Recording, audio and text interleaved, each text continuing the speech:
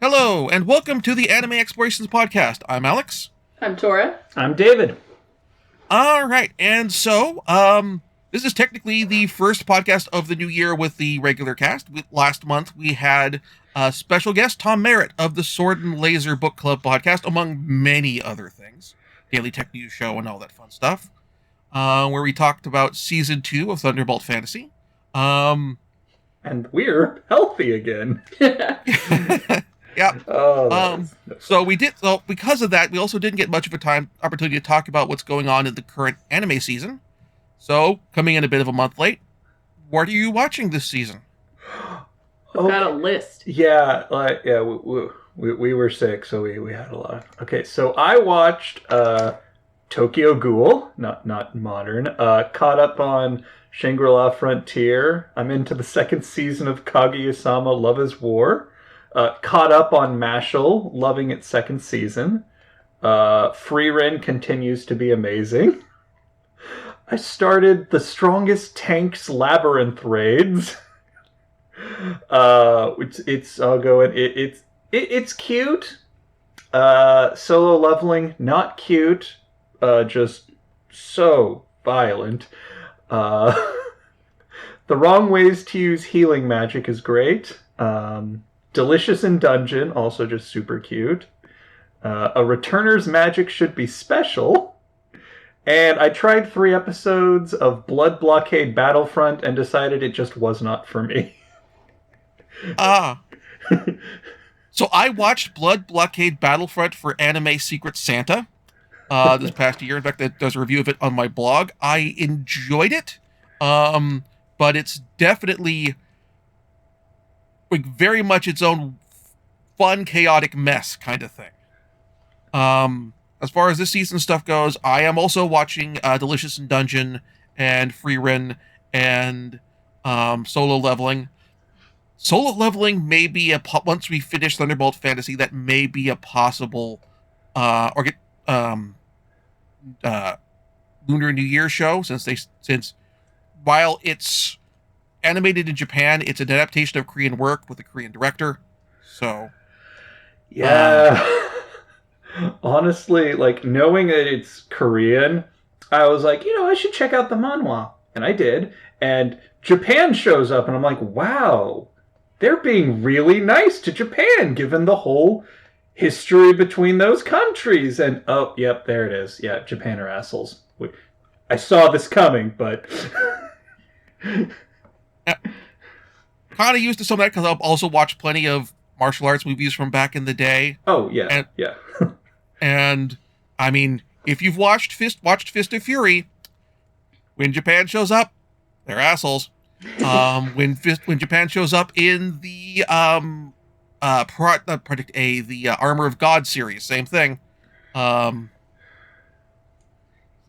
some of the other Jackie Chan movies, which is interesting. And we're also probably going to end up talking about at some point the Jackie Chan City Hunter for Lunar New Year episode, stepping a bit into live action. Other stuff I'm watching, I am watching Bravern, which is the very gay super robot anime. Cool.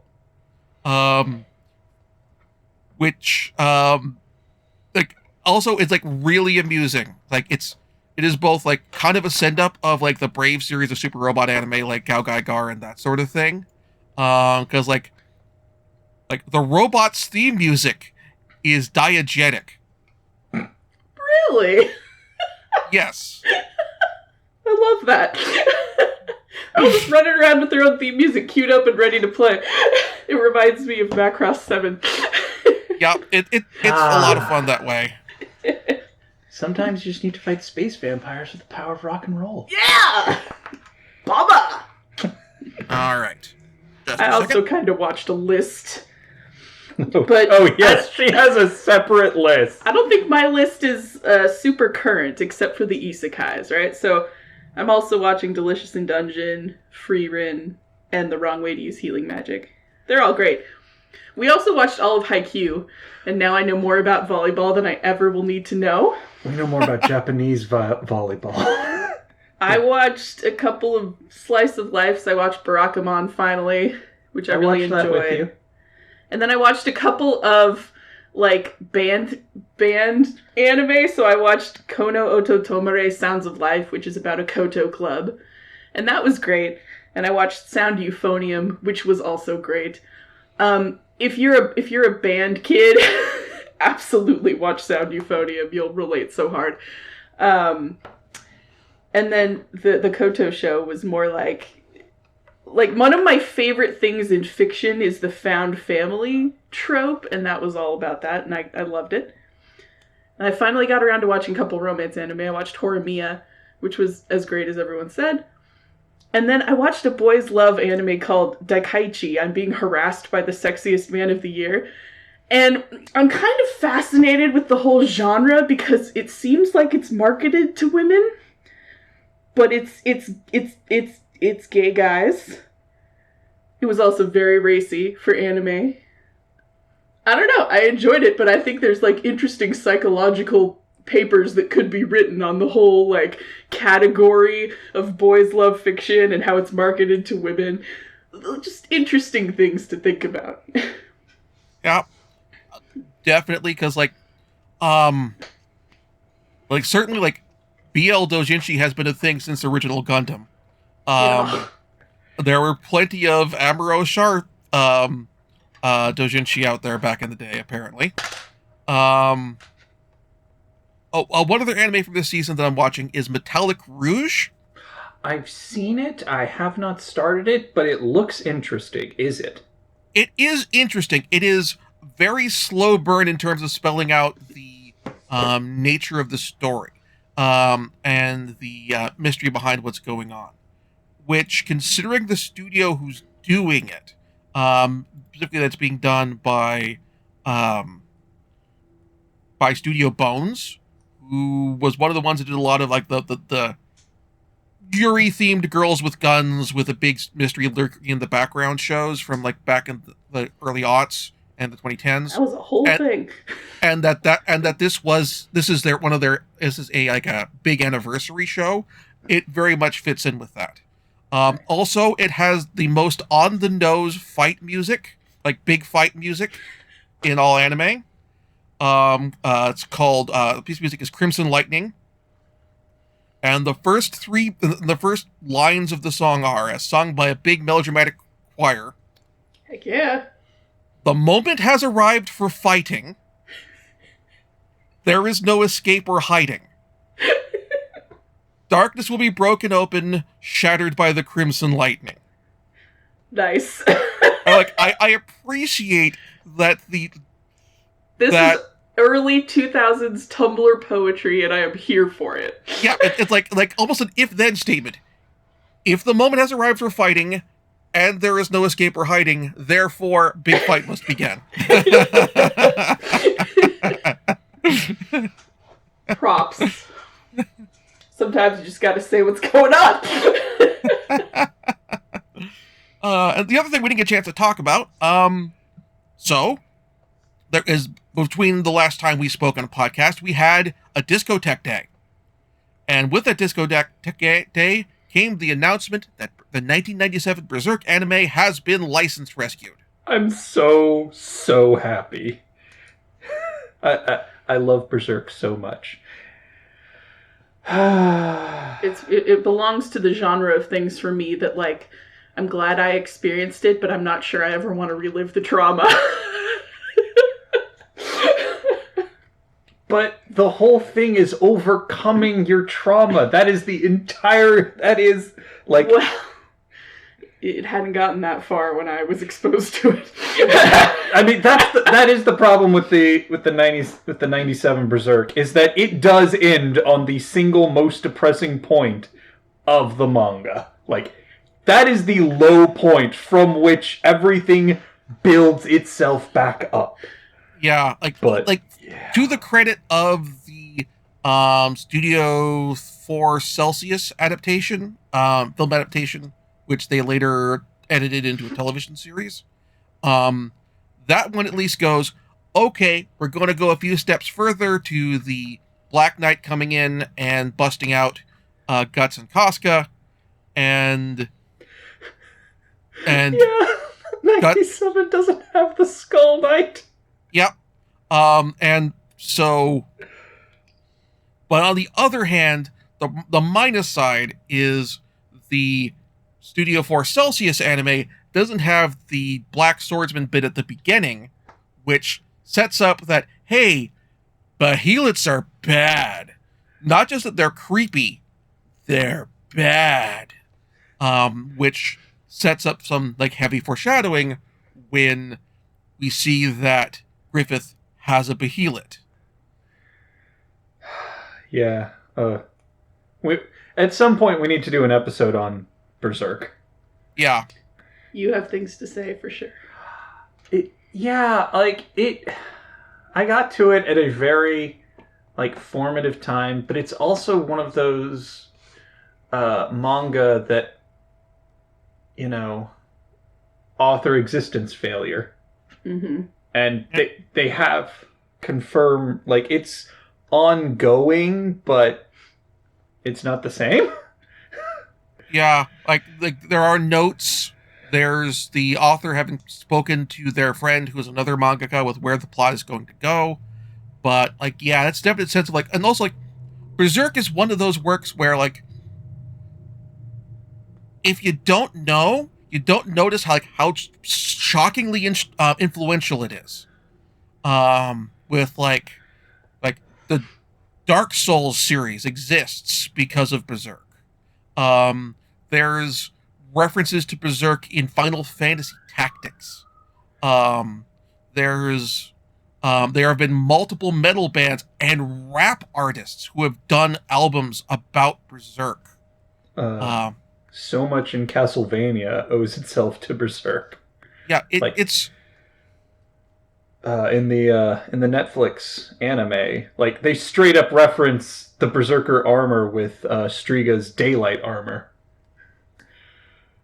Yeah, it's very much a thing where it's like, if you haven't read Berserk before, you don't necessarily notice the references, but the moment you read it, you start going, oh.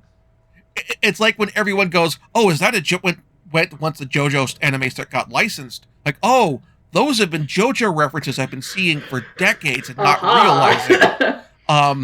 And now in the same way, you have like with Berserk, you have people reading Berserk going, I have been seeing references to Kentaro Miura's work in all these things I like for decades of my life and haven't realized it. And so, yeah. So I'm glad that the 1997 anime has had a chance to come back. If I have anyone complaints about the Berserk material that is and is not available, so I managed to get a copy of the Berserk vinyl album, soundtrack album. Shiny. It's a really good album. I like it a lot, but there is one track that is missing from the album that bums me out. Mm-hmm. Forces isn't on the album. That's an interesting omission. Yeah. Like, I can understand not having the theme song, the opening and the closing because of rights issues and that sort of thing, and that's not internal soundtrack work. It's not composed by the same guy who did the rest of the soundtrack. But yeah, it is a odd omission.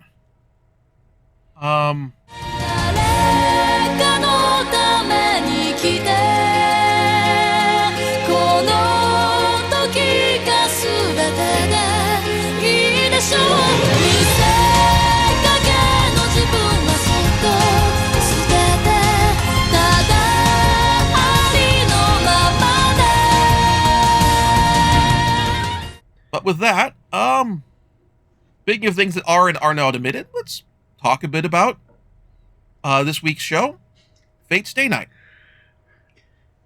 Man, yeah, speaking of things that are and are not admitted, this is the Fate series is one where you really have to take into consideration the adaptation choices that were made, because a lot of us were unable to play the visual novel. We like the anime was our only exposure to it. Specifically, I just want to point out this is the 2006 Studio Dean adaptation anime. Yep. And that actually is important for like this version for a lot of respects. Because was Rialto Nua out that version out at this point? Not. Yes, it was. Okay, but right, it was like just out. Okay, so like it was like because like I was kind of wondering like, was there a version because the visual novel was originally, as with Tsukihime, an adult work with sex scenes and that sort of thing. With the Rialto Nua version, which I think is like a level of remake that I don't think Tsukihime got until recently, the version which omitted the sex scenes entirely and rewrote those plot elements to basically write around them, with various degrees of clumsiness. But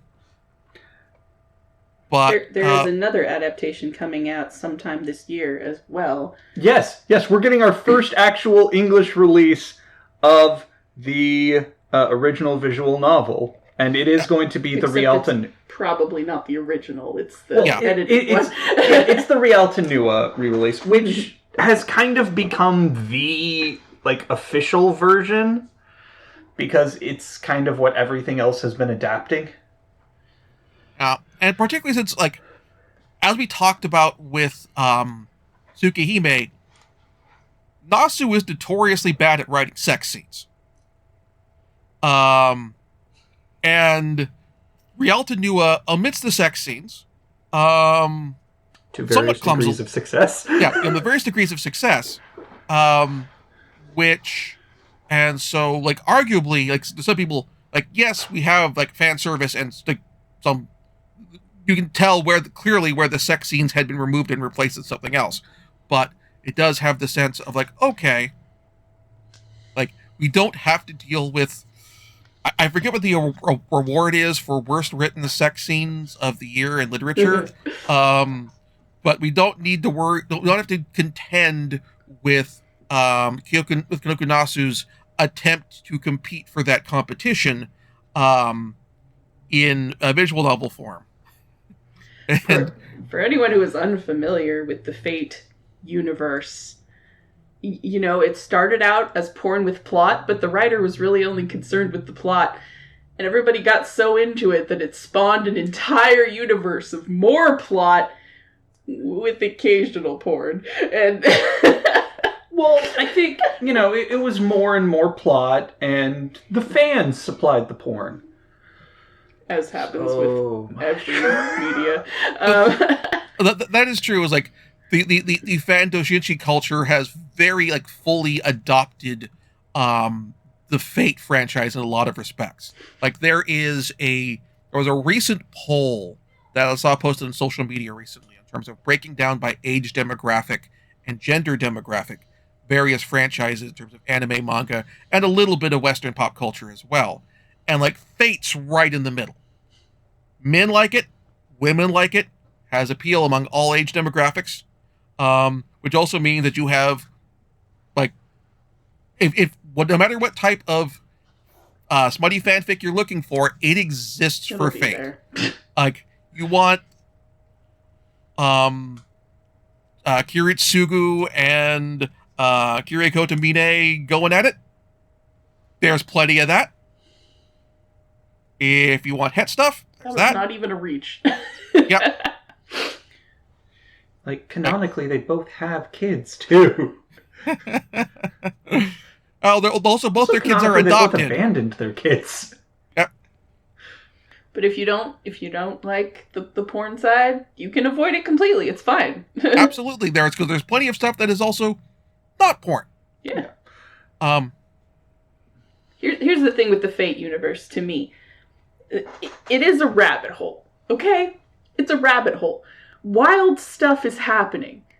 The characters are well written enough that you are just pulled in along, and you can kind of like, okay, wild stuff is happening, but I know X character is going to react to it in X way, causing X drama. It's all very clear on character motivation, which is awesome.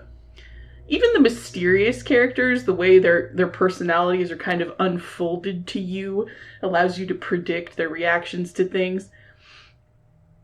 But you will have questions.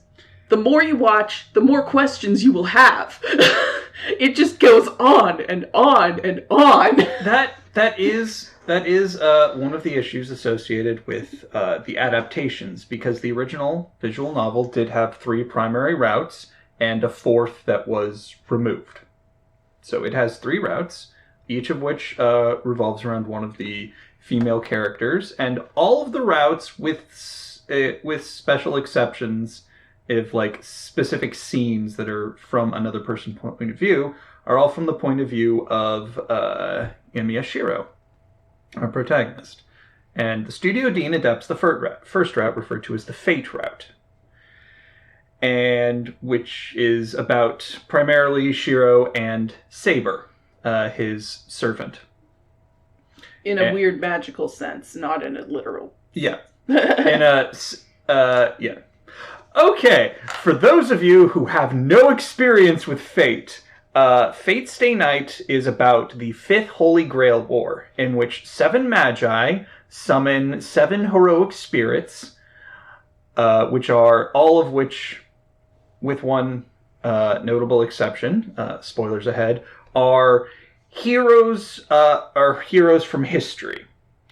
And just at this point, there will be spoilers, so if you want to check this out and don't want to be spoiled, stop now. But yeah, the 7 heroes in Fate Stay Night are Hercules, King Arthur, Cuchulainn, Medusa. Assassin is I want to say. I want to say. So I should know him because I have seen the Samurai Miyamoto Musashi movies, because he's from that story. Yeah. He is. Here we go. Sasaki Kojiro. The arch rival of Miyamoto Musashi. He's kind of Sasaki Kojiro. More spoilers. It doesn't matter. Continue. And Rin's servant, Archer, is in fact a future version of our protagonist, Shiro, Emiya. And I also need to mention that all these characters relate to classes, each giving a different set of abilities related to that class, and describes how they fight. Those classes being Saber, Archer, Lancer, Rider, Caster, Berserker, and Assassin. And Medea. She's the caster. I knew I'd forgotten one. Yeah. And most of those are what they do is generally pretty self-explanatory. Sabers are people who fight with swords. Archers use ranged weapons. Lancers use spears. Spears or other polearms. Riders have a vehicle. Casters catch spells. Assassins are sneaky bastards. Well, not all riders have vehicles. Some of them have legendary steeds. Well, in the case of this one, vehicles or Pegasus. Yes, right. Correction. Vehicles or legendary steeds. And assassins are sneaky bastards. Berserkers are brute forces of nature. Yeah. And subsequent material for Fate has added 8 more classes, I think. Irrelevant to this discussion. We can't go down the rabbit hole, or we'll be here forever. Yeah, they are a relevant discussion. They will come. We will cover some of the shows where those come up, like Fate Apocrypha, and we will discuss them at that time. But Studio Dean primarily adapts the Fate storyline with a few additions from Unlimited Blade Works, primarily for just characters who were kind of because there's an entire arc in here with Caster, and she basically shows up, does evil, and is then killed in the Fate line. So she got some actual character development from another storyline thrown in because she was kind of one note. Archer shows up, spouts a bunch of cryptic stuff, helps Shiro figure something out, and then dies. You don't realize how important he is if this was your only exposure to him. Yeah. we get some teasers about like that, but it's nothing spelled out explicitly. It's enough where you can like put pieces together. Like there are mysteries that are fully explained and spelled out in the Unlimited Blade works and in the Heaven's Feel route involving characters' backgrounds and that sort of thing. That are like when you like having come back to this series after having since then watched the Unlimited Blade Works adaptation and having watched the Heaven's Feel movies, I came back to saying, here are hints that they are laying down for in game terms when you go play those other routes, or in adaptation terms when you watch the adaptations of those routes to explain, hey, there is a background, there's a connection between Sakura and Rin, and from back when they were kids. And so there's a whole bunch of hints spelled out where if you know already, they're giving you that information. But otherwise, it's laying a lot of clues that you will pick up on in the later route. Yeah. Worth noting also is that while there were a lot of hints to Archer's identity in this adaptation, this was still released at the point in time where Kanokonasu was Archer's identity is the big secret of the franchise. So it was not like explained anywhere else. Even the pseudo sequel. I want to point out that the first time I watched this show, I had no idea about anything Fate related, Nasuverse related. I was going in completely clean. You follow along just fine. Like I said, the characters are very well detailed and fleshed out, and the drama is there, regardless of how much of the background lore you know. Coming back and watching it the second time, though, I was a little surprised at how many things they just outright gloss over or don't mention, because the focus is very much on Shiro and Saber, as it should be, as this is an adaptation of their route. But just so much stuff that you know from other routes is going on that don't get brought up or mentioned. Some background stuff about, Kiritsugo and his past, Ilya. So you're watching it and you can follow along just fine. But it's like there's this whole universe just sitting right outside the borders of what the adaptation chose to touch. I think that is both a strength and a weakness of the work, because it's fascinating to go deeper after you watch this show and learn more stuff about the world. But then there were also a few points where I thought that without the necessary context, it's easy to become confused about why certain things happen, specifically why some things happen out of nowhere, why people are doing what they're doing. Yeah. Especially the kind of peripheral characters, like Kirei, I would say, is a peripheral character right up until the very last episode or two. Yeah. This is one of the issues of being an adaptation, is that the original visual novel is entirely, as with aforementioned exceptions, from Shiro's point of view. And there is that omniscient, first-person view you get to see inside of his head. So a lot of the decisions he makes in the anime, where we can't see, his thought processes, make him kind of look like an idiot or a sexist. He's just very pure of heart, dumb of ass in this adaptation. This is true. Where but with that knowledge of what's going on in his head, it's not that he doesn't want his servant to fight because she's a girl. It's, I don't want anyone to get hurt because of me. His survivor's guilt is Shiro's driving force in the visual novel. Although and it takes a bit to figure that out. Yeah, and he's also not good at emotionally expressing himself necessarily, but not necessarily in a he's not good at expressing himself thing. Is very much a internalized social masculinity issues thing. Yeah, that felt realistic to me. One of the things I find interesting, again, we're coming back to this show after having watched the other versions, the other routes, is this show cranks up the comedy a lot more than a lot of the other adaptations. We get a lot more of, like, a ton more of Shiro's homeroom teacher, Taiga. And we get lots of bits with, like more comedic reactions and comedically animated reactions to things. Like, there is a foot chase in partway through the show in the school between Shiro and Rin. I think this is one of the segments that is taken from Unlimited Blade Works, where because I've seen I talked about something, like, did a video review of these earlier, but like in the on my YouTube channel, in the later UFO table version, when they have a similar sequence, it's all played very serious, kinetic action, that sort of thing.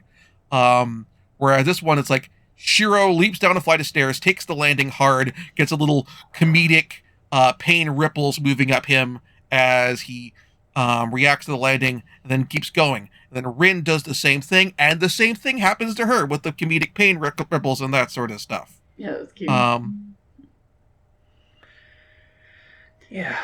I would like 2/3 of the series is fairly chill and fairly cute and fairly comedic, and then like the last 3 episodes they bring the hammer down. And you know, to their credit, it doesn't feel super rushed or abrupt. Maybe just a little bit, because I mean they clearly set all this stuff up beforehand. I guess I appreciate that the show takes its time in the first 2/3, letting you get to know the characters and what's going on. And this is a show that could very easily be about cool historical figures fighting each other. And it is, to some extent. I feel like a lot of people start watching it because of that. But it's the characters and their personalities, and that really kind of pulls everything through. Like, some of the stuff that happens in the Fate universe is just wild. And you just go along with it because it doesn't matter. What matters is what the characters are doing with it and how they're reacting to it and how this changes them. Yeah, this basically good writing. That's what I'm saying. Yeah. This is not the route that has, like, the most characters with the servants, excepting Saber, of course. Most of the other servants are kind of sidelined in this. Sure. Although, to be fair, I want to say in Stay Night, only really Saber, Archer, and Ryder, to an extent, get serious examinations of their characters. I think it's really just Saber in this show. Saber in the Fate route, Archer in Unlimited Blade Works, and then Ryder in Heaven's Feel. Which I think works really well if this is the first time you're doing it, either in the visual novel, you're doing this route first, or watching this anime first as an introduction to the show. Focusing on one makes sense, because you've got 7 magi, 7 servants. That's a lot of interpersonal relationships to parse. So focusing on a few of them is kind of a necessity, I feel. And, like, I want to say that while the Ufotable adaptations, and I think from this point on they've handled all of the Fate animations, are definitely a lot more dynamic, this is really the only one that you can go into cold. Like, with no knowledge of the other two kind of assume that you have at least seen the Fate. Yeah, Fate Zero assumes you know the story of Fate Stay Night. Unlimited Blade Works kind of assumes you watched Fate Zero, and Heaven's Feel assumes you watched Unlimited Blade Works. Yeah, I mean, to be fair to those other adaptations, while theoretically in the game you could go through those 3 routes in any order, you can't actually.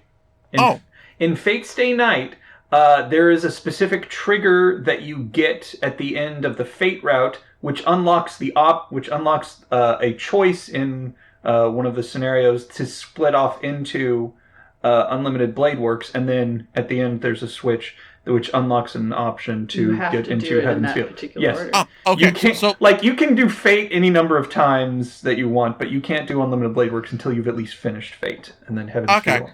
All right. So that gets that in a lot of respects that fits with how the story was intended to be experienced in the first place. You are, as a viewer or a reader of the visual novel, expected to go through the Fate route first, and then expected to go through the Unlimited Blade Works and Heaven's Field, as opposed to the sort of classic choose your own adventure thing where there are theoretically a lot of big branches in the tree that you could go in. Here it's, or even in Tsukihime, where theoretically there's like a couple introductory routes that you can go on in the first, on the outside. You have to go through an outside route first before you do the inside routes.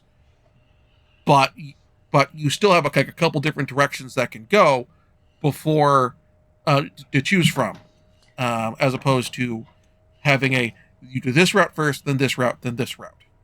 Let us take a moment to parse just how different this is from what has become the norm or the standard in Western video gaming, especially in big fantasy games. Like, let's use the infamous Mass Effect 3, for example. Let's use the Dragon Age games as an example, where if there are romance routes, if you will, it is expected that you will be able to do all of them from the get-go. And people will freak the heck out if you can't, if any of them are gate-kept in any way, including making some of the characters have differing sexual orientations. I mean, I have thoughts on this, but I appreciate that in Fate, it's meant to be experienced a certain way. And I think this is part of where it shows that Nasu was more interested in writing his story than he was in making it marketable with porn aspects, right? Because it's like, here's a bunch of cute romance interests, but you have to do this one first. And then maybe you can do this one. And then maybe you can do this one, but you have to read my story. And you have to read it multiple times. Multiple times. And the other thing, I think that's also the big difference where you're running into something like a Mass Effect or a Dragon Age and that sort of thing. As a Mass Effect or a Dragon Age is also, this is an 80-plus hour game. Or even with The Witcher, where that is a game where if you try to do all, Witcher 3, if you try to do all of the romance routes, you're going to get none of them. Yep. But still, you are expected you're both of them are available from the get-go for you to choose from, as opposed to no, you are going to you have to if you did Witcher 3 in the Fate Stay Nice answer, you'd be like, okay, first time through you have to go through the character's name just fell out of my head. Not Triss, the other one. Yennefer. You have to go with Yennefer first, and then if you want to go through Triss's storyline, you have to play through The Witcher 3 all the way through again. So this has interesting effects on the fandom too, because look at Baldur's Gate 3. The fans have divided into camps. There's the Astarian girlies, Halcyon girlies, and guys. You know what I mean. Yeah. In Fate, everybody has to do everyone. So the way Halcyon wants it to be. Yeah, you got to go through all the routes. You got to experience all the stories. So you have to. So it creates a sense of there is no there are people who definitely have a stance of yes, Saber is best girl or Rin is best girl, but or Sakura is best girl, but you get to experience all their routes and all their stories. And I think that even carries over to some of the side works, when we started our sort of prototype Fate-uary, not Fate-uary prototype, but our initial sort of Fate-uary prologue with today's menu for the Hemiya family. Mm-hmm. That show takes the stance of the Hemiya family is all together, and it's almost presented in a way that's practically where you don't even have to turn your head and squint at the idea of Shiro, Rin, Sakura, and Saber as a polycule. They just made a polycule. Yeah. Yeah. That show was let's just adapt a fanfic. Go. It's not exactly, though. It more pulls cute. from the pseudo-sequel to Fate, to Stay Night, which is Hollow Ataraxia, which is set 6 months later, and the assumption is all of the routes are canon. Just anything contradicting is sort of pulled out. Timeline shenanigans. Yeah, Hollow to Ataraxia is a 4-day time loop. Fate loves its timeline shenanigans. It's been 6 months. The Grail War is over. But all the servants are still around. Why not? that one's interesting, but also it's where most of like the extra... It's like where most of the characterization for a good number of the servants actually comes from, is from that. So if you were a first-time watcher of this show, you watch the show, you could be forgiven for thinking, okay, that was a nice little self-contained story, and it ended, right? There was an ending. That's the thing. It is self-contained, and there is an ending. You can stop there. Or you can, like me, try and look up the name of Gilgamesh's sword on Wikipedia and spend 3 hours reading random entries about things. If you're like a type A personality like me and you like to have all your data lined up, this series is hard to parse that way. Just, I'm sorry, but it is. Doesn't mean I like it any less, but it does drive my brain a little nuts. Or you can just sit next to me and have me constantly pausing and explaining things. Even if they were not asked for. I'm not going to lie, it's helpful.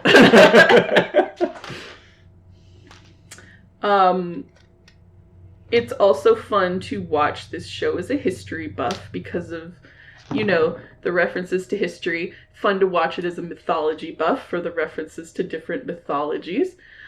And they very cleverly write, like, essentially from the get-go, they were like, yeah, no, these heroes don't have to be real people. This is like... They're shaped both by the historical person, but also the tales that are remembered by humanity of these people. This is like collective unconsciousness bringing stories to life, which is awesome. For example, Hercules, probably not actually 8 feet tall. And with glowing red eyes. Well, the character design is a whole other discussion, but it's worth talking a bit about character design, Saber. One of the things I appreciate is Saber's armor, practical. Oh my god, she has a lobster claw gauntlet for her left hand and articulated fingers for the right. Because one needs a little more finer control than the other. She's wearing skirts, but she's also clearly wearing bloomers underneath because logic. And also, the skirts are done in kind of way where it will work and protect her legs when riding a horse. Mm-hmm. It's remarkably practical. There was a point where I was on a discussion somewhere of hey, give examples of practical armor for characters on women in fiction. I'm like, Saber. Saber, it's not boob armor. It's something that you can very easily fight in. If I have a complaint about how she fights, it's that, how to put this? Clearly, as of 2006, there weren't a lot of Japanese language texts about historical Western martial arts, medieval martial arts, and so the kind of death stroke sort, murder stroke sort of sword fighting stuff that they would have used at the time does not show up there. The only reason I bring that up is because to go back a little bit to the Berserk discussion, in the Berserk Studio 4 Celsius adaptation, they brought on a historical medieval martial arts consultant to that show to choreograph the fight scenes.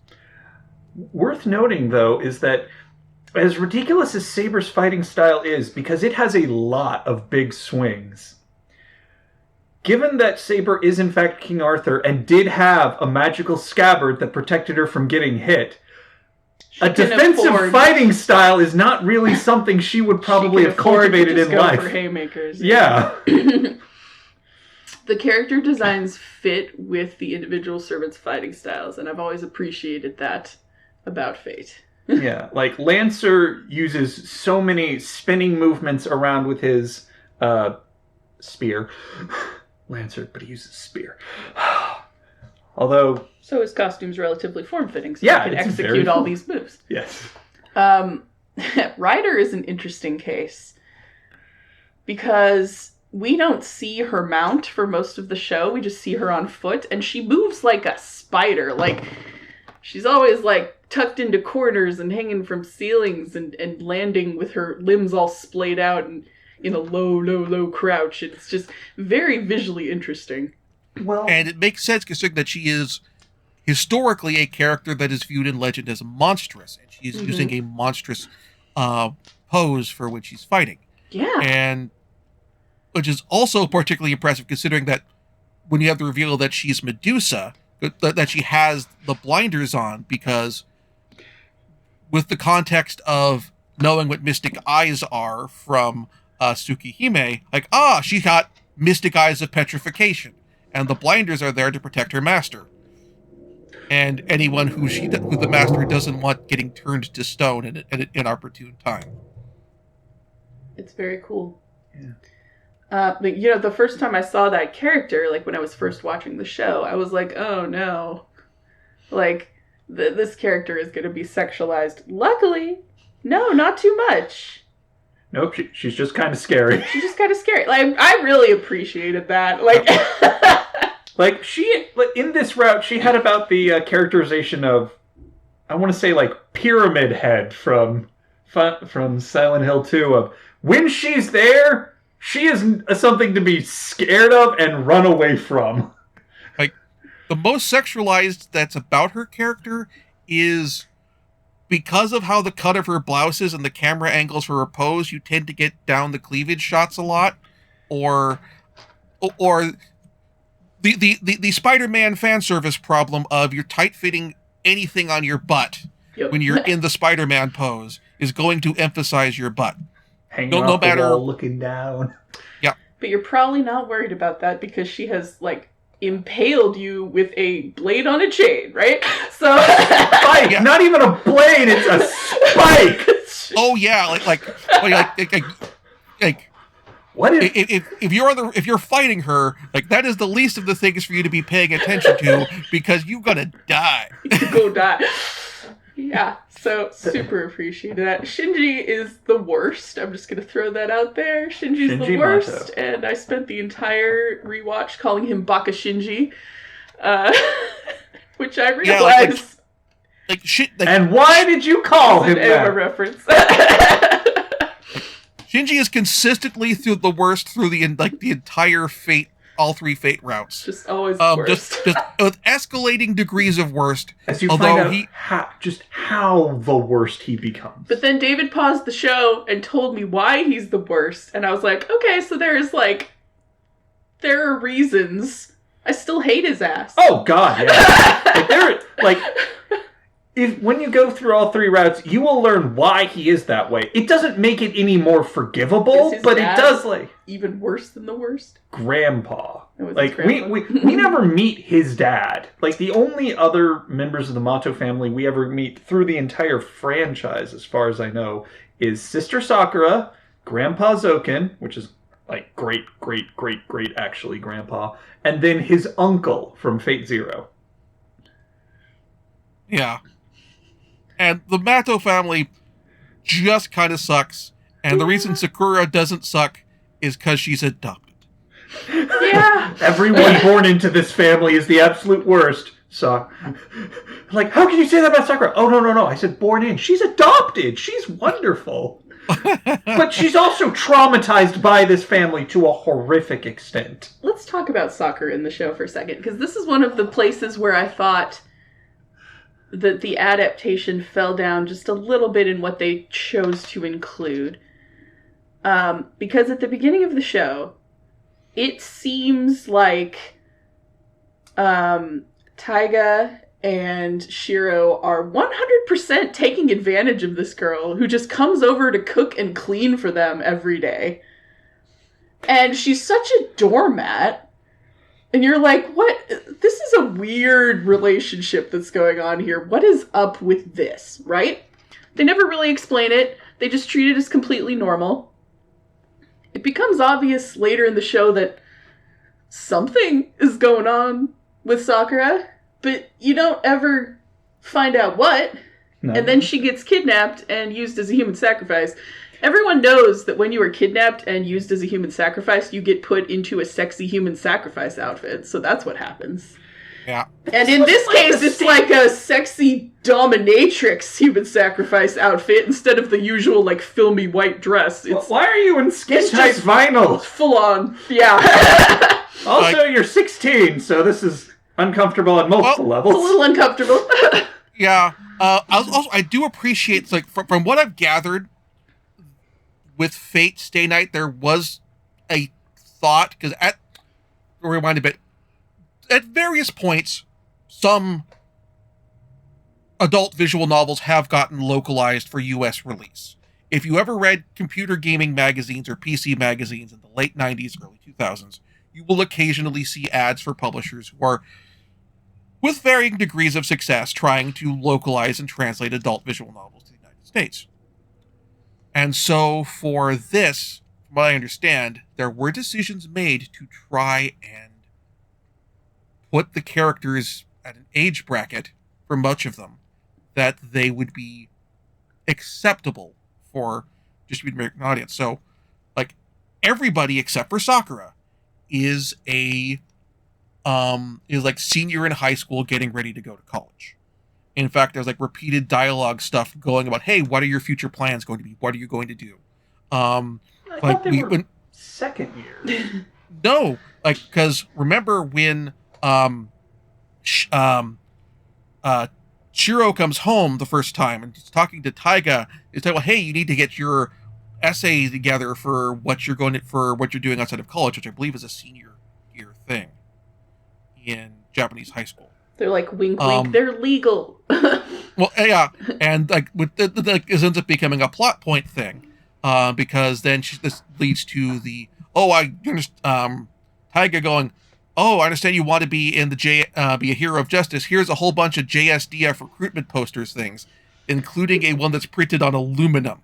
Yeah. Which I didn't know, when I first saw this episode in a fan sub back in the day, I didn't know was a thing that you could do. Hilariously, yes. Why? Oh, this one's metal, right. Limited edition. And that ends up becoming a plot point when Shiro tries to use the metal poster to protect himself from Lancer. He reinforces it. It works. Tries nothing. He protects himself with a metal poster. Yep. A metal JSDF poster, which I've just realized is a secret pun. Yes. Anyway, though, but Sakura's younger, and she acts a little bit younger. Frankly, she acts weird. It's the trauma.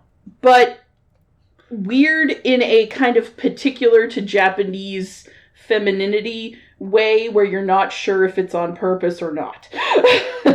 Like, Sakura best exemplifies in the game of that particular Japanese aesthetic of the Yamato Nadeshiko. Of that ideal Japanese wife. A waifu.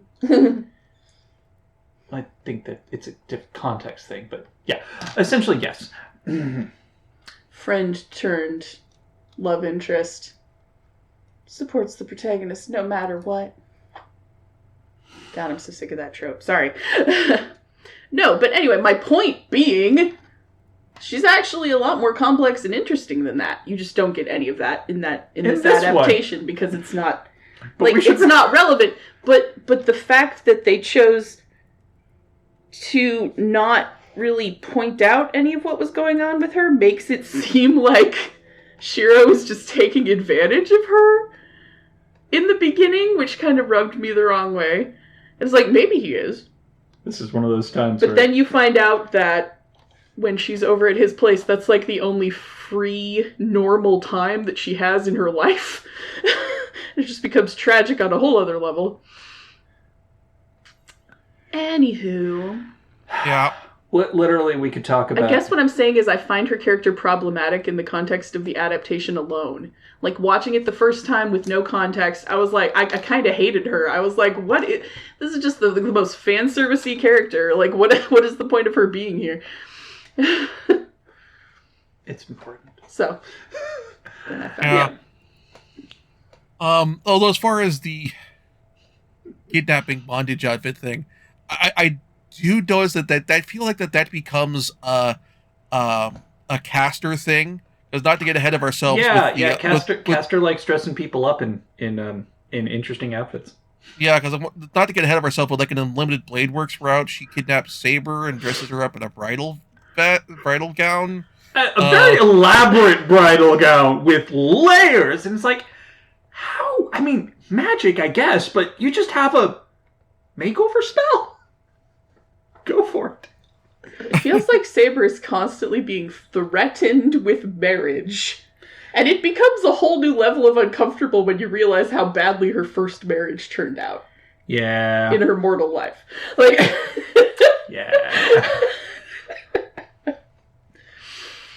Good. Yeah.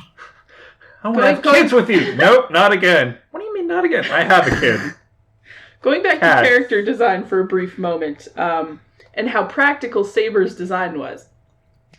What were your first thoughts when Gilgamesh shows up in his blingy golden giant pauldrons, right? Yeah. There was more to it than just pauldrons, but they were definitely... Your eye was drawn. Like, I will also say something that somebody mentioned to me earlier that I didn't realize the first time I watched this, and I should have noticed with my background in retro video games and that sort of thing. Gilgamesh's blinged out look is a Tower of Druaga reference. Oh, really? The main character of Tower of Druaga is named Gilgamesh. Hey! And he wears, and part of this thing is getting one of the items is to get to complete the game. To get the proper ending is to get the golden armor. Mm-hmm. So that is them referencing. So that speaking of the larger cultural legend thing, that's the Tower of that's bringing in Tower of Druaga, which is where most viewers would know Gilgamesh from.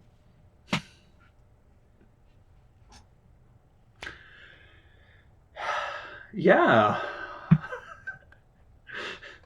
Or at least most Japanese viewers at this time. American viewers would be like, oh yes, Gilgamesh from that one episode of Star Trek The Next Generation. Darmok. Oh, yeah. It's Picard and Dathon et El Adril. Because that was my first exposure to Gilgamesh as a figure of historical legend and mythology, was Picard explaining the legend of Gilgamesh. Gilgamesh and Enkidu. Yep. I mean, it is the oldest heroic legend. Which is part of also his thing too. Like, it's the oldest heroic legend, so therefore he is the most OP character. That and the fact that because Gilgamesh predates humanity's proper understanding of reproduction, Gilgamesh, unlike every other demigod, is not half god. He is 2/3 god, 1/3 human. Because his divine mother slept with a mortal man and another god and sired him, and the essence is mixed. Because he predates human understanding of reproduction.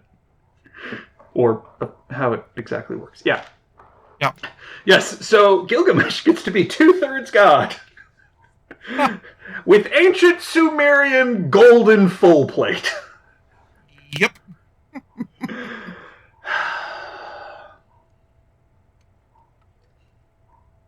But yeah.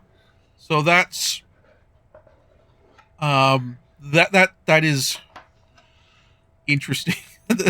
There was the depiction of the character. So other bits about this I'm going to talk about. Any favorite episodes or favorite moments of the show that we want to discuss? Honestly, it's hard to think of a specific one just because of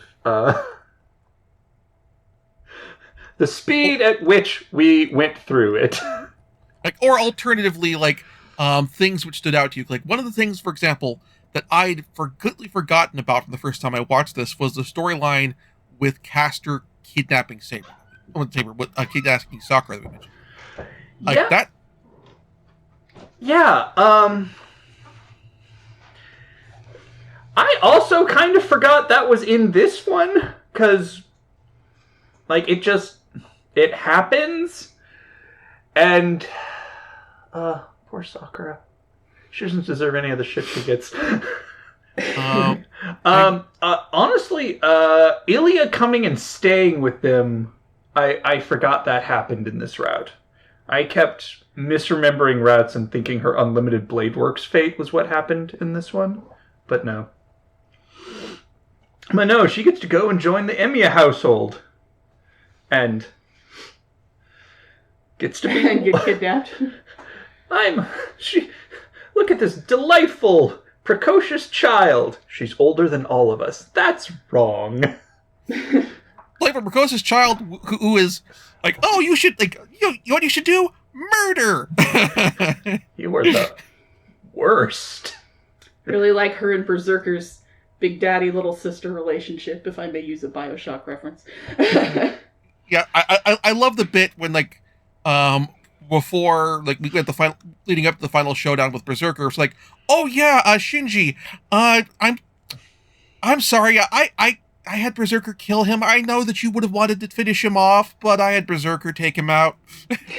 and Shinji dies ignominiously off screen, as he should.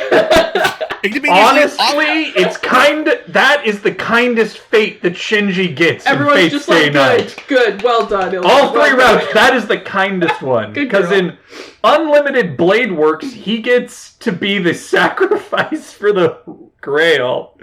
And Heaven's Feel, he... I thought he didn't have magic circuits. Yeah, no, he doesn't. He's the human sacrifice needed. But Castor made a big deal about wanting a human sacrifice that had magic power, right? Castor needed it because the ritual wasn't complete. Okay. See? Questions. Whereas Gilgamesh and Kodamine just needed a human.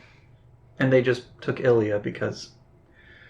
But then Rin gave that whole speech about how she's basically magic circuits inhabiting the form of a person, and that made her perfect for it.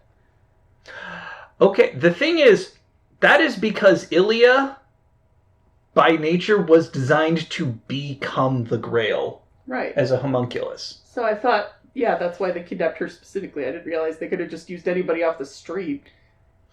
I mean, for the human life part, they could have used anyone off the street.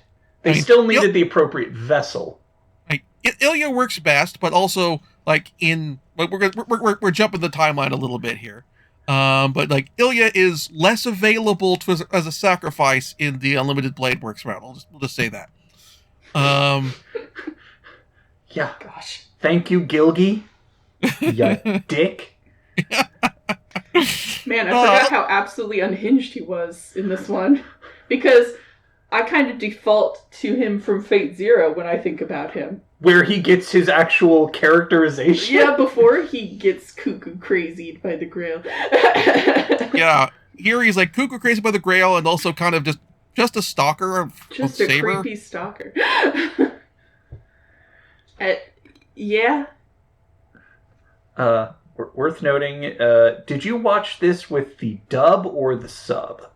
I watched this subbed, but I was paying attention to the credits and saw that we have two critters on the cast. Yeah. We have Sam Riegel and as Shiro, and Liam O'Brien as Archer. Two genuine in real life best friends playing different versions of the same person. It's true, I thought their scenes were good. And frankly, like, the dub cast did a really good job.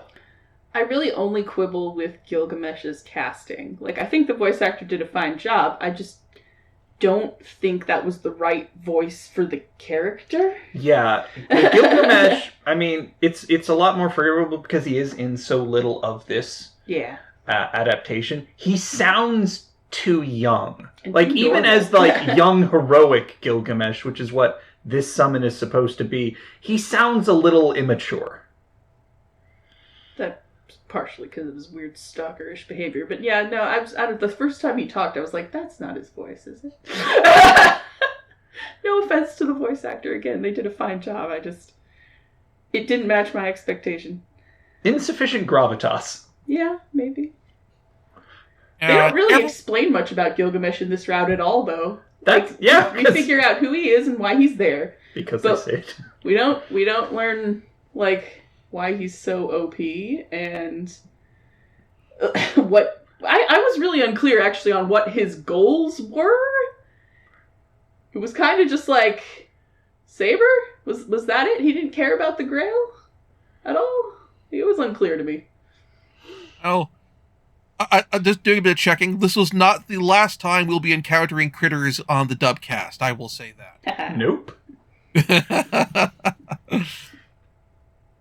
a real treat to get to hear Sam Riegel do a main character. Because he does great. A main non-turtle character. Well, here's the thing, though. I've listened to almost all of Critical Role. I'm very familiar with Sam Riegel's voice and, the roles that he's done in other media. But watching the show, I was just thinking of Shiro as Shiro. There was only, like, the very occasional moment where it was like, oh, it's Sam. Yeah. Yeah, when I'm playing Final Fantasy XIV, like, in the Realm Reborn period, Sam Riegel is the voice of Alphanod. And it is to a certain degree, Sam Riegel doing his himbo voice that he does for, in the Vox Machina campaign for, Scanlan? Crap. Yeah. For Scanlan.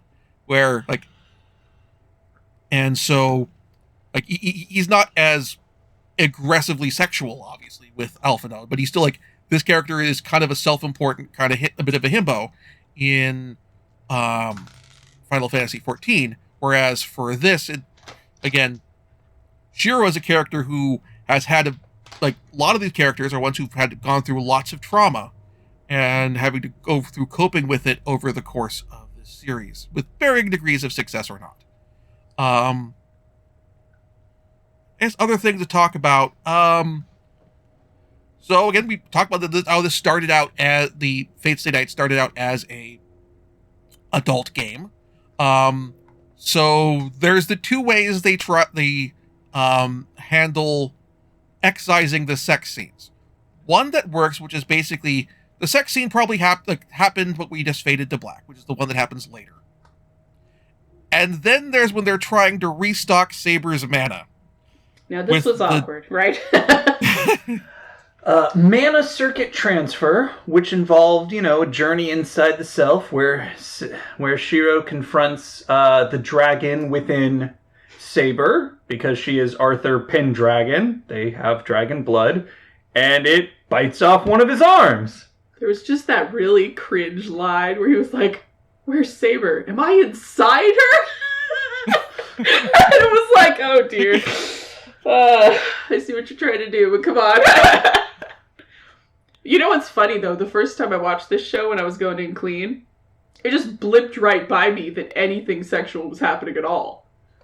I was just like, oh, everyone's acting really weird about this. Okay.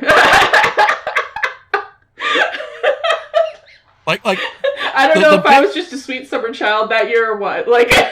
Yeah, the first time I watched this, I watched this particular episode, that particular episode, I'd had some knowledge that this had been an adult game, and we have to get you flustered, and I'm like, no, you're recreating some of the art from the lead up to the sex scene from the game, but you can't show the actual sex scene.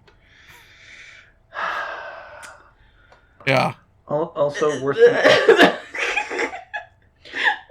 noting is that the original fan sub of this way back when was unfortunately incredibly meme-worthy. Because as Shiro will tell you, people die when they are killed. People die when they're killed. Which is not the Life line makes in things the official live. translation. No, like, it sort of gets that, people are supposed to stay dead when you kill them. And it's in response to the fact that over the course of the series, Shiro takes a spectacular amount of punishment. The man just absorbs an unholy amount of fatal wounds. Like, it's actually... And there's like, a reason for it, which I really appreciate, because I thought it was just protagonist plot armor the first time. Like, it is well spelled out, and I appreciate over the course of the adaptations, the injuries get more and more gruesome. Like, this one, it's just like, he's like, cleaved, there's a whole bunch of blood and that sort of thing. And again, to jump the timeline a little bit, by the time we get to the Heaven's Feel movie, it's like, oh, this isn't a movie. This is a movie theater. It's not on television. We're just going to have Shiro nearly cleaved in half with like his guts spilling out. Yeah, when he first gets hit by Gilgamesh, in the visual novel, explicitly, it rips out his stomach and all of his organs, and everyone's like, no, he's dead. And you go into it thinking, shit, that was the wrong call, because it's right after you make a decision, so you think it's just one of the bad ends that you get, and it, goes to white, and I'm like, okay. And then he wakes up, and I'm like, oh my god, you're not dead? What? How? What? Let's keep going. Yeah, let's find out. The answer, ladies and gentlemen, is we're magic. at like Deadpool 2 level regeneration here, where Deadpool like jumps on a bunch of explosives, sets them off, and then Colossus is like, well, stuff the bits in the bag, take him back to the Xavier Institute. A horrifying leg regrowth. There were a couple moments in the show where the wounds like seemed to disappear between shots. Scenes. I don't know if those were accidents or deliberate. It's like, well, you still lost the blood, right? I don't know. I mean, this is to a certain degree this is a Studio Dean thing. And Studio Dean, sometimes you get Showa Rakugo Shinju Studio Dean, where it's like fine detail, really good nuanced animation, and that sort of thing.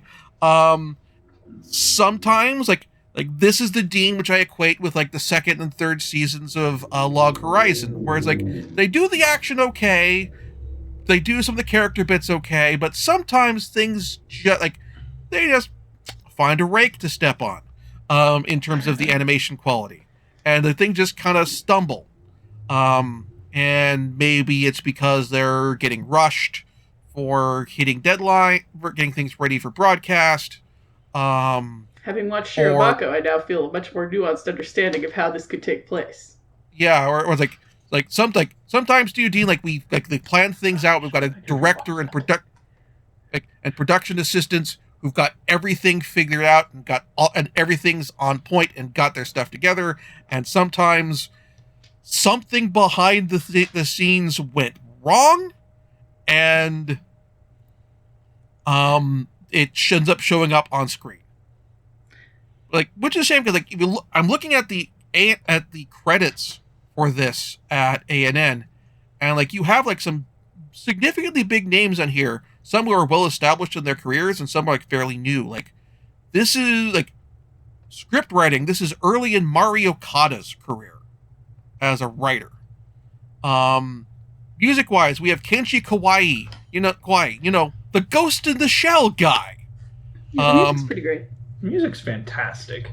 Is it a Celesta? That one bit that starts the whole music thing off, it goes da da da da da da da da. They might have overused that cue a few too many times, but it's still so effective. It's really good music. Sorry, continue. It has a good sense here of Kenji Kawai is not phoning it in. He's doing a really good job with the music. But there's also a sense for some of the cues where it's maybe oftentimes anime television series will have to reuse cues. Mm-hmm. But maybe they weren't able to get enough music as they wanted, or they didn't requested too much music and wasn't able to get stuff by deadline, so they had to reuse cues. There's a few bits where it's Kenji Kawai has a very, very good... Or I can hear it go, that is a very high-quality synthesizer that Kenji Kawai is using right now. Compared to other works where it's we have the budget to hire an orchestra. Yep. And like this is more of the like, use the good keyboard, please, Kenichi. Or we will pay for you to buy the newest synthesizer on the market for this. That sort of thing. Yeah. Worth noting is that the first opening for this is a remix of the opening to the visual novel. The visual novel is called This Illusion, whereas the remix for this show is Disillusion. And that amuses me, because they sound similar, but mean the opposite. There's this one point, like, the music really generally goes for this very interesting, like, mysterious vibe that plays a lot into the drama that's happening. So when they do suddenly switch over to, like, slice of life style, lighter hearted moments, like, I'm thinking particularly of the last episode. It starts playing this really stereotypical light-hearted background music as normal life resumes. And it just feels wrong. Like, it feels out of place to me. Even though this was, like, the triumphant, happy ending, I was like, this I feel like they were going to fake me out, you know? Like, it just didn't fit the vibe when they tried to go all happy and normal with the music. That could have just been me, though.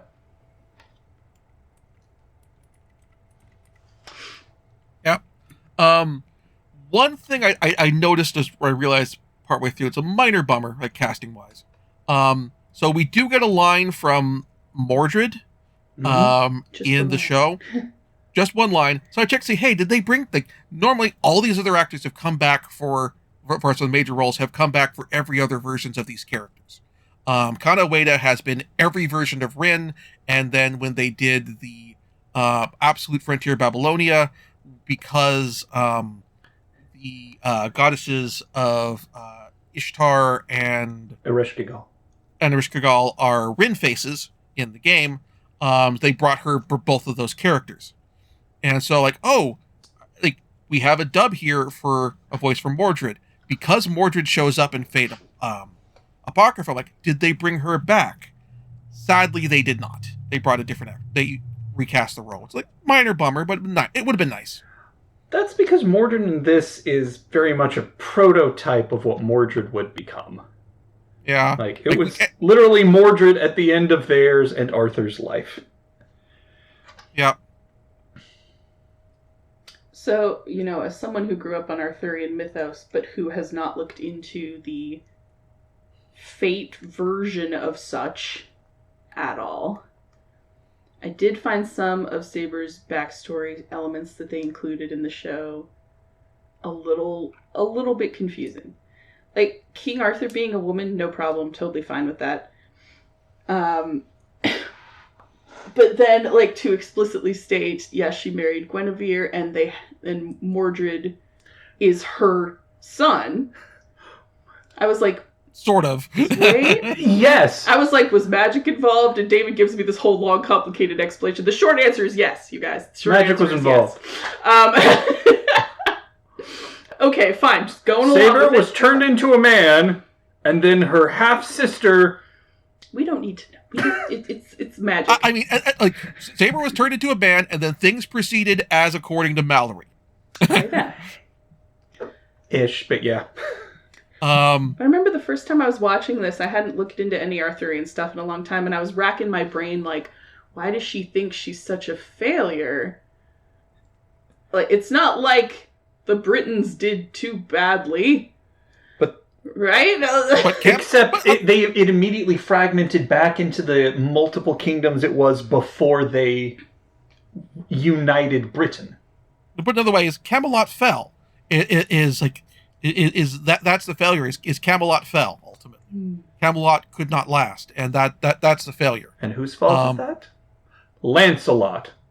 It is Lancelot's fault, which is why you should always blame the French for the fall of Camelot, because he is a French addition to the story. What a beautiful British perspective. Yeah. Well, but the Britons, that was Wales, actually, right? Yes, Welsh? that's the thing. Arthur is actually a Welsh right? legend. Yeah. Yep. Because the Britons are Welsh. Okay, then. Yep. And also, like, having Saber Arturia be female also does put an interesting, like, fun spin on the Lancelot Guinevere thing. Is like, to the public, Arthur is a guy, but Arthur isn't, and Guinevere's got needs. Yeah, not only was like, it wasn't just that, can't please you as a fellow can. It was Arthur was so inhuman as a king. Saber Arthur was inhuman as a king. In fact, that was the problem, is they were viewed as this perfect ideal of kingship, but you can't be perfect and human. So, Yeah. I think that if the series hadn't started out as an erotic visual novel, I really think that there would be room for interpretations of Saber as an asexual character, or even maybe an intersex character. Now, obviously, I don't think that's true or canonical, which I think that's actually kind of a pity for me. I actually think she might be more interesting as an asexual character. Oh, she was very... as a king, they were very asexual. Yeah. But... The introduction of the visual novel, like, no, we got, even with here, it's like, no, we have a romance, a clear romance between Shiro and Saber. Yeah. Because even if we take the sex out of it, it's expected to have the romance in the story. Because even if it's not a visual novel, it is to a certain degree also a bishoujo game. And so it's which of the beautiful girls are you romancing? Right. I mean, well, just because she's asexual doesn't mean she would necessarily have to be aromantic. Okay. Yeah, but I think that's a level of nuance that we can safely say that most erotic visual novels are not engaging in. Having not read most erotic visual novels, I can't say that with Given certainty. their explicit, But I will trust purpose. you. I mean, even with the non-erotic visual novels that I've read, like with Tora Ramono, which, yes, the first one was smut, but like the sequels weren't. And the sequels were the ones we got here first. Those, like, again, are there's no sex scenes in those, but there is a very heavy and also there isn't separate routes, but there's a very heavy romance element to it. It doesn't really find the space to have characters who are of, like, attractive female characters, bishoujo, who also are ace, and have them in the story. So yeah, that is something which I think that a lot of anime and manga, like, don't really get into that much. Or manga, there are manga which have asexual characters and asexual people, but oftentimes those also don't get adapted into anime. Right. Often. Things are better than they were a couple decades ago, but there's always room for improvement in representation and this kind of understanding. Like, there are a few shows which I've seen, and I'm spacing the names, a few shows and movies that I've seen, and I'm spacing the names of them, where, like, oh, I can click, or like they state or strongly imply that a character, Spy Classroom, the handler for the group of female main characters is explicitly stated as being ace. It says outright that he is asexual. Nice. Now, this doesn't mean that the cute girl spies in his that are part of his team that he operates don't have crushes on him, but he has no romantic interest in, or romantic or sexual interest in them whatsoever. And he explicitly states this as such multiple times. So, all right. Unfortunately, we are going to have to close it up, which is sad because I can keep talking about Fate for a couple more hours. He would. Fortunately, we will. This is not the last time we will talk about Fate. To state out our plans for the future for Fate-uary. Next year, we will be discussing the Aniplex Unlimited Blade Works television series. We may, in passing, discuss the Studio Dean film version, just to kind of... Did Studio Dean do the movie? Yes. Studio Dean did do a movie. No, Studio Dean, before UFO Table did the television series, Studio Dean did a film version, which it tries to adapt the entire Unlimited Blade Works plot, which, much as with the Fate route, they adapted over... UFO Table adapted for 24 or 26 episodes. And Dean tries to adapt it in 2 hours. Interesting. And it's fighting. It's just fighting. It's fight scenes. Yeah, like if you thought that we watched it, you were so confused. Yeah. If you thought Tsukihime had problems with 100 pounds of pot in a 1 pound bag, just wait. That movie's definitely going to have that problem there. And then the following year, so that's 2 years down the line, we will be discussing the Heaven's Feel movie. Actually, no, sorry. Back up a bit. Fate Zero next year, then Unlimited Blade Works, because you need to see Fate Zero before you watch Unlimited Blade Works, as we discussed earlier, and then Heaven's Feel. Yeah. It's going to be a build-up. Guys. Yeah, prepare for a build-up of lore. Yeah, it is going to be a build-up. And we also have our various Nasu-vembers. Yep, and we have our Nasu-vembers. And I will say up front, for while we're going to be doing for this year's Nasu-vember, we'll be covering some of Garden of Sinners. Nasu has worked on things that are not part of the Nasu-verse. So we may discuss. So we will be, depending on availability of materials, we will be discussing some of those as well. Yeah. So, as someone who went into the series cold, I'm going to give this adaptation like a solid B+. You know, it maybe even an A, not an A+, but an A, because it got me interested for sure, and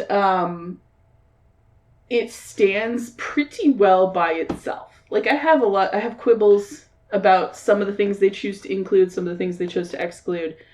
That very awkward mana transfer scene. That's what the kids are calling it these days.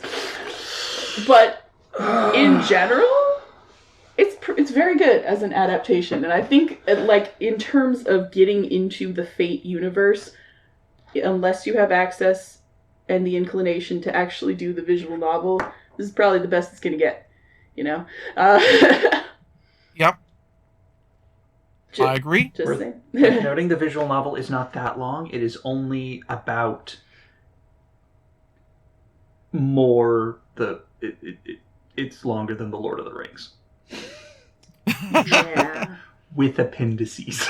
That doesn't faze me, but I know some of y'all out there prefer your audiobooks and, you know, your shows, and that is 100% valid. Yep. So I'm happy that this exists. Yep. And that the good news is, like, if with the game, to briefly wrap up the Fate side of things, before we announce next month's show, is that the game is going to be released on Switch, yes. Nintendo Switch, and Steam, and which means it will likely be Steam Deck compatible, which is probably the best way to play this.